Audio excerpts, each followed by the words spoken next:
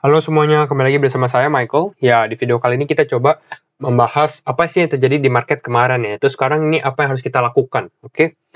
Kita mulai dari review crypto market dulu, overview-nya dulu. Kalau misalnya hari ini crypto market cap ini kita lihat 1,74 T sebenarnya cukup turun ya. Kemarin sempat ke 2,5 triliun dolar, tapi sekarang cukup turun drastis juga.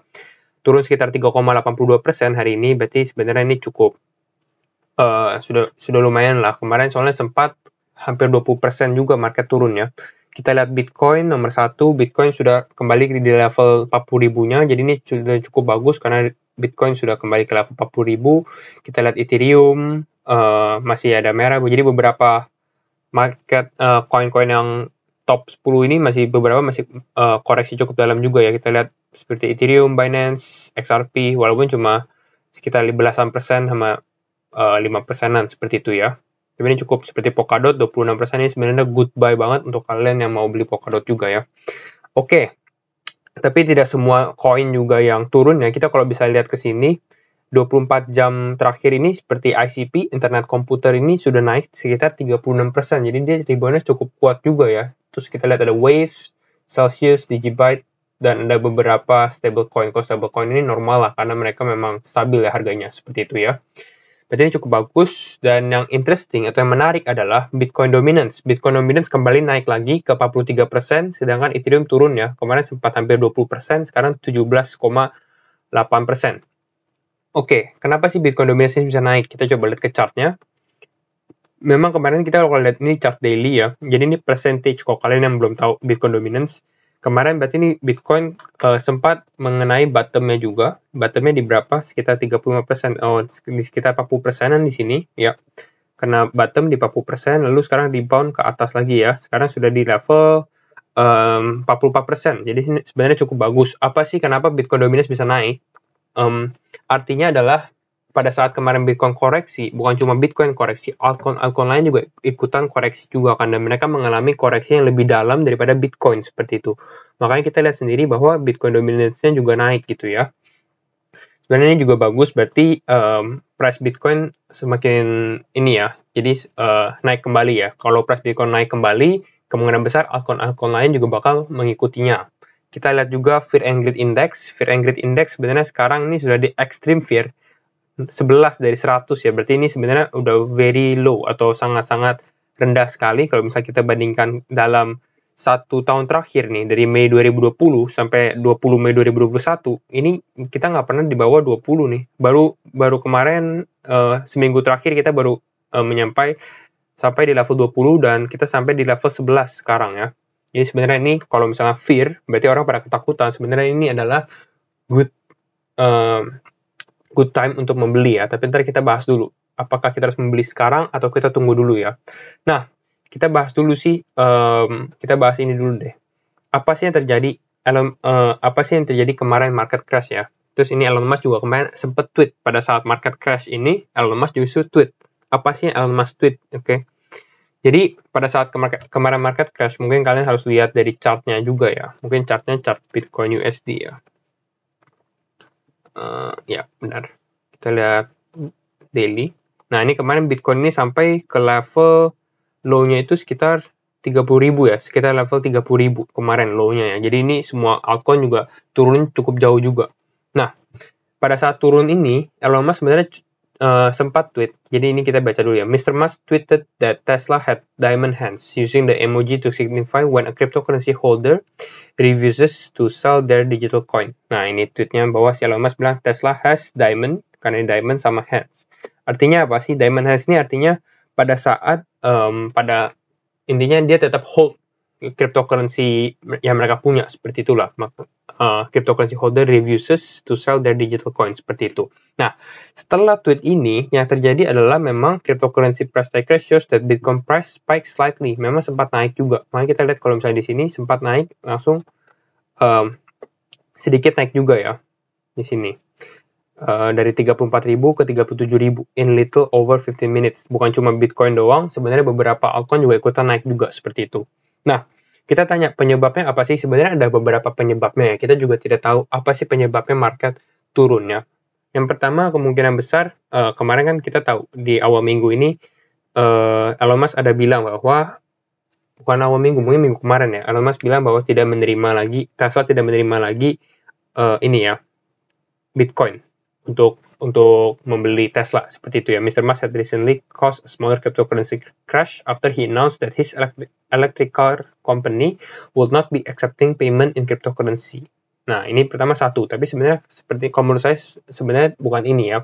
Terus kemarin juga ada ini China Bank Crypto. The crash stems for 3 Chinese state-backed organizations, including China Banking Association, has issued a warning that digital currency are not real and that they should not and cannot be used as a currency in the market. Oke, kita coba bahas China Bank Crypto ya. Sebenarnya kalau kita tahu, memang kemarin saya juga post video China Bank Crypto dan banyak orang yang bilang ini kan berita lama sebenarnya. Sebenarnya bukan berita lama. Sebenarnya ini adalah berita baru bahwa China Bank Crypto lagi ya. Cuma memang news atau berita-berita China Bank Crypto ini sudah beberapa kali terjadi, mulai dari 2013, 2017, 2019, dan terakhir 2021 ya. Dan setiap newsnya memang dia ada another atau new regulation, ada regulasi-regulasi baru. Nah, contohnya di sini kemarin, sebenarnya ini bisa juga dinyatakan bisa seperti menyebarkan FUD juga ya, karena pada saat orang lihat China Bank Crypto, orang pada takut juga gitu, makanya orang jual gitu. Nah, kita lihat dulu ya, what are the new measures? Three financial industry, pokoknya ini kita nggak usah baca dulu ya. Apa sih yang baru? Pokoknya, it made clear that institution most not accept virtual currency or use them as a means of payment and settlement. Sebenarnya ini yang kemarin kita bahas juga, bahwa lebih ke institusi finansial seperti bank dan juga digital payment gitu, online payment seperti itu. Nah, kita lihat bahas ini.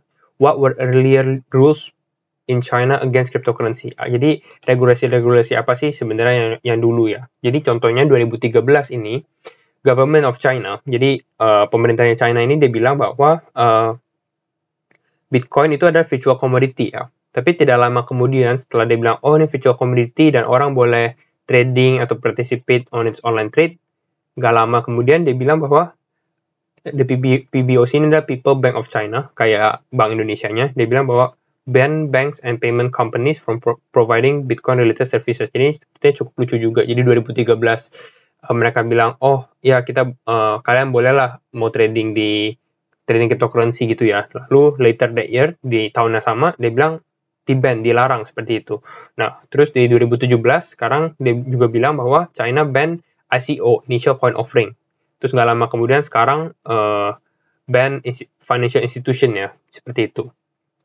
Nah, apa sih alasan China ini ban crypto atau gimana gitu? Kalau menurut saya salah satu alasannya, pendapat saya ini, yaitu adalah China juga mengeluarkan CBDC. CBDC itu apa? Central Bank Digital Currency gitu ya. Nah, China ini membuat mereka punya digital currency sendiri. Jadi ini sebenarnya ini centralized tapi digital. Kenapa centralized? Karena ini dikuasai oleh pemerintah China juga. Kita lihat, China creates its own digital currency, a first for major economy. Sebenarnya ini cukup baru juga, dan memang ini mereka salah satu yang pemimpinnya atau yang membuat digital currency ya. Salah satu yang pertama gitu ya, negara pertama.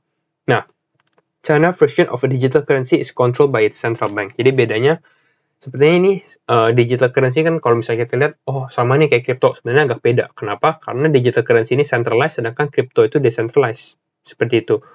Nah, jadi controlled by its central bank, kalian bisa lihat ini, controlled by central bank, which will issue the new electronic money. It is expected to give China government vast new tools to monitor both its economy and its people. Sebenarnya ini cukup berbahaya juga, tapi cukup inovasi yang baru juga. Kenapa? Pemerintahnya tuh jadi sekarang tahu, kalian tuh spend duit kemana aja, seperti itu. Jadi kalian misalnya beli nonton bioskop dan lain-lain tuh ketahuan gitu kan. Karena kan pakai digital payment juga, semua di-track di networknya juga ya. Nah, by design, the digital yuan will negate one of Bitcoin's major draws. Jadi, kelebihan Bitcoin ini sebenarnya tidak bisa dimasukkan ke dalam China digital currency. Kenapa? Karena anonymity for the user. Berarti usernya itu ketahuan gitu. Kalau Bitcoin kan kita, atau cryptocurrency kan kita nggak tahu usernya siapa gitu ya. Nah, tapi kalau dengan digital currency ini ketahuan gitu ya, siapa yang pemakainya, seperti itu. Oke, itu adalah beberapa reasons kenapa kemarin bisa turun, dan satu reason lagi sebenarnya ini yang menurut saya kemungkinan besar bisa terjadi, yaitu adalah massive institutional atau finance institutional seperti hedge fund dan lain-lainnya itu menjual mereka punya holding di cryptocurrency gitu ya. Nah, ini ada contoh Twitter. Dia bilang, hey guys, insider here. Jadi ini sebenarnya salah satu insider. Nggak tahu deh kenapa si insider ini malah mau tulis seperti ini ya. Tapi kita baca, karena ini cukup menarik juga. For those of you that are not busy dan lain-lainnya, yang nggak sibuk gitu ya. Nah, terus dia bilang bahwa there will be another announcement from China soon. Nah, China yang tentang dia mau ban cryptocurrency lagi ya, untuk institusi finansialnya mereka. Terus dia bilang, can't tell you guys what firm I work for. Jadi dia nggak bisa tahu, dia nggak bisa publikasiin diri dia sendiri, but it's massive and it's working with the PRC. PRC itu People Republic of China. Terus the purpose of the today press release alongside all the FUD posting is to get BTC as low as it can get before 7 AM UCT. Pokoknya intinya bahwa mereka keluarkan news, keluarkan media ini tujuannya adalah untuk membuat BTC atau Bitcoin ini ke harga paling bawahnya, ke paling bottomnya. Intinya seperti itu ya. Terus kenapa sih mereka mau buat kayak gini? Karena there will be a coordinated sell off. Jadi beberapa orang nih bakal sell off juga. Bukan beberapa orang juga, mungkin beberapa bisnis atau bank juga ya. To drop the prices below a certain threshold and liquidate one certain stakeholder. Mereka mau membuat satu certain stakeholder ini bankrupt sebenarnya. Kita lihat dari sini ya. Leave him bankrupted. Seperti itu ya. Nah, terus dia bilang bahwa if you guys want to get rich, grab some coffee and watch for the big dip. Once it happens, things are going to get green really fast and we project 70k. Nah, pertanyaannya berarti kalau seperti ini, apakah benar? Kita lihat nih, we project 70k. Berarti Bitcoin walaupun turun dalam seperti ini, mereka masih project Bitcoin ini bakal nyampe ke 75.000. Berarti ini sebenarnya all time high-nya Bitcoin gitu ya, kita bisa lihat sendiri ya. Nah, kembali lagi ke newsnya ini, insidernya ini, sebenarnya dia juga ada bilang di sini. Kita coba zoom. It is too soon to tell, but the schedule has changed. Pokoknya waktunya berubah gitulah ya. Nah, tapi dia bilang nih, expect 30k, that's a guarantee. Nah, dan memang Bitcoin kemarin turun ini sampai ke 30.000 ya. Ini kita lihat ini 30.000. Jadi sebenarnya ini cukup spot on juga, atau cukup benar juga, cukup tepat gitu ya. Kita lihat nih Bitcoin di 30.000. Jadi cukup menarik juga. Lalu kita lihat Bitcoin. Ini dari Twitter dari Bitcoin sendiri, dia bilang bahwa just more of the same. Ya. Maksudnya ya hampir sama lah, karena koreksi Bitcoin cukup dalam juga ya. Kita lihat 30%, ada yang 70%, 53%, dan kemarin 54% gitu ya. Dan kita lihat kebanyakan sehabis turun, pasti ada naikan lagi ya. Berarti ada kenaikan lagi gitu ya. Jadi kita tunggu saja ya. Nah, gimana sih sekarang kita harus ngapain nih? Sekarang apakah kita bagusan kita serok, atau kita beli lagi, atau kita tunggu dulu, atau kita cut loss? Seperti itulah ya. Nah, ini chartnya, chart Bitcoin kemarin yang kita sudah bikin, saya tambahkan lagi yaitu di garis ungu ini. Jadi ada dua garis ungu, satu di 40.000, satu lagi di 30.000. Sisanya nih garis-garis lainnya ini adalah garis-garis Fibonacci yang sudah kita tarik sebenarnya ya. Jadi kemarin sempat turun, terus naik lagi, rebound ke atas ya. Sekarang Bitcoin di level 40.000, berarti sudah nembus garis Fibonacci warna biru gitu ya. Kita lihat sendiri, sign of bullish, sign atau dia kembali bullish lagi adalah sekarang ini time frame 1 jam ya. Kita lihat lagi, kita lihat yang warna oranye ini, garis EMA ini udah kembali mau ke atas, naik ke atas gini ya. Nah, karena ini masih turun. Jadi kalau misalnya dia bisa cross ini adalah salah satu sign bullish cross. Berarti ini salah satu sign Bitcoin bakal naik seperti itu ya. Apakah sekarang adalah waktu yang tepat untuk membeli? Maksud saya, kalau tanya saran saya, selalu kita lebih bagus masuk secara bertahap gitu ya. Mungkin kita sekarang masih bisa masuk di level sekarang, di sekitar level 40.000. Bukan buat beli Bitcoin, tapi buat beli altcoin lain juga. Karena sebenarnya Bitcoin sudah naik, tapi altcoin lain masih terkoreksi. Jadi sebenarnya ini waktunya cukup bagus, tapi tetap disclaimer on, kalian harus melakukan analisa kalian sendiri juga gitu ya. Contohnya seperti kalau menurut saya Polkadot ini sangat-sangat murah, 27% koreksi ini murah sekali ya untuk kalian semua. Dan ya targetnya masih naik, jadi kalau misalnya kita cari bertahap, kita lihat dulu apa yang terjadi di dalam Bitcoin price-nya juga. Kalau misalnya dia ternyata turun lagi, ya kita setidaknya gitu masih ada dana untuk mengambil atau menambah lagi muatannya, seperti itu ya. Kalau misalnya nyangkut gimana? Saran saya kalau misalnya nyangkut, ya hold aja. Kenapa hold? Karena kita lihat dari sini, dia bilang project 70.000 ya. 70.000 itu sebenarnya all time high-nya Bitcoin. 70.000 itu sebenarnya belum, Bitcoin all time high-nya masih di sekitar 60.000-an. Jadi ini bakal new all time high buat Bitcoin, dan kemungkinan besar altcoin lain juga bakal ikutkan naik juga seperti itu. Jadi hold aja, pasti kejemput juga menurut saya dalam beberapa minggu atau beberapa bulan lagi gitu ya. Stay strong semuanya. Oke, kita bahas last news, kita bahas adalah good news tentang XRP gitu ya. Kalau misalnya kalian nggak tahu, XRP ini bakal dapat lawsuit tanggal 21 Mei atau tanggal 22 Mei di Indo ya. Jadi ini kalau misalnya ternyata di sini ada jawaban bahwa misalnya lawsuitnya XRP menang, gugatan hukumnya XRP menang, kemungkinan besar price XRP pun walaupun sekarang udah turun, sekarang XRP di 1,18 ya, kita lihat apakah dia bisa naik kalau dengan berita kemenangan gitu ya. Tapi kita belum tahu apakah XRP bakal menang atau enggak ya. Tapi ini si attorney Jeremy Hogan, jadi dia salah satu pengacaranya who has been covering the SEC versus Ripple lawsuit. Dia bilang bahwa my prediction is that if Gary Gensler, siapa sih Gary Gensler? Gary Gensler ini adalah head chairman-nya of SEC, jadi dia ketuanya SEC. Dia bilang kalau misalnya is going to pull back from this lawsuit and instead work for more regulatory clarity, bahwa maksudnya dibilang si chairman-nya si Gary atau SEC ini bakal keluar dari lawsuit ini. Maksudnya udahlah, kita damai aja seperti itu dalam the next 2 weeks. Tapi apakah bisa terjadi? Kita lihat dulu hasilnya. Nah, news tentang XRP selanjutnya adalah ini. Egypt's largest bank joins Ripple network for cross-border payments. Mesir ya, Egypt itu Mesir kan, largest bank. Jadi Mesir punya bank terbesar ini ikutan join Ripple network ya. Tapi ini Ripple network bukan XRP ya. Jadi ini perusahaannya XRP sebenarnya. Nah, Egypt largest bank work with financial services firm Lulu International Exchange in the UAE Arab gitu ya, kalau nggak salah seperti Dubai gitu ya, to serve the large number of Egyptians working in the Middle Eastern nation. Nah, kenapa sih Egypt? Intinya adalah bahwa Egypt ini salah satu negara di Afrika yang remittance-nya atau remittance itu seperti pengiriman uangnya ini paling banyak seperti itu. Jadi ini cukup bagus juga untuk Egypt, good news buat Egypt dan good news buat Ripple juga, dan bisa jadi good news juga buat XRP gitu ya. Kita lihat di sini, in joining RippleNet, Ripple distributed ledger-based payment and networks. The bank and Lulu seek to access cheaper, quicker, and more reliable. Jadi lebih murah, lebih cepat, dan juga lebih reliable lah, lebih terpercaya gitu ya, untuk melakukan transfer antar negara juga seperti itu menggunakan RippleNet. Tapi di sini dia stated juga ya, disclaimer on juga ya. The firms do not make clear if they will use the XRP. Jadi belum tahu apakah dia pakai XRP atau enggak gitu ya. Karena XRP is an option for clients on RippleNet gitu. Jadi dia berhubungan dengan RippleNet tapi belum tentu dengan XRP.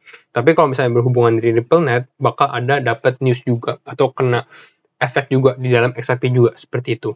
Udah, itu saja video dari saya. Terima kasih semua yang sudah nonton sampai akhir video. And see you in the next video. Bye-bye.